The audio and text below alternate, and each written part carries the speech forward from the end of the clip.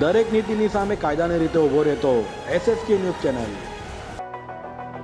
સુરતમાં ફરી એક માસૂમ બાળકનું અપહરણ થયું હતું, જેમાં ભંગાર વીણતા ઈસમે 5 વર્ષના બાળકનું અપહરણ કર્યું હતું। જો કે અમદાવાદ રેલવે પોલીસે અપહરણ કરતા અને દબોચી બાળકને મુક્ત કરાવ્યો હતો।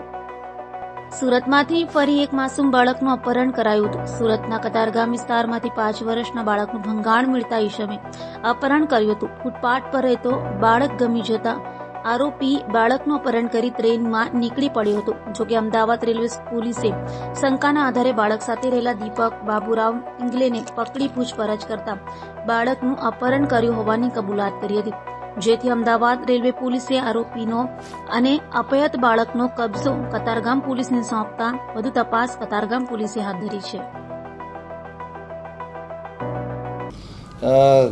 તારીખ 7/7/2024ના રોજ એટલે કે રથયાત્રાના દિવસે કતારગામ પોલીસ સ્ટેશનમાં ભારતીય ન્યાય સંહિતાની કલમ 137(2) મુજબ એટલે કે કિડનેપિંગની એક ફરિયાદ દાખલ કરવામાં આવેલી હતી, જેમાં જેનું કિડનેપિંગ થયું હતું એ બાળક 5 વર્ષનો હતો। એટલે ગુનાની ગંભીરતા જોઈને કતારગામ પોલીસ તાત્કાલિક હરકતમાં આવી ગયેલી હતી અને કતારગામની ડિસ્ટાફની ટીમ, અમદાવાદ રેલવે તેમજ અમદાવાદના ઝોન 2 એ ત્રણેયની ટીમોને મળીને આ ગુનો ડિટેક્ટ કરેલ છે અને જેનું કિડનેપિંગ થયેલું છે બાળક તથા કિડનેપિંગ કરનાર જે વ્યક્તિ છે તેનું પોઝેશન મેળવવામાં આવેલું છે અને એને અત્યારે હાલની કાર્યવાહી ચાલુ છે આગળની।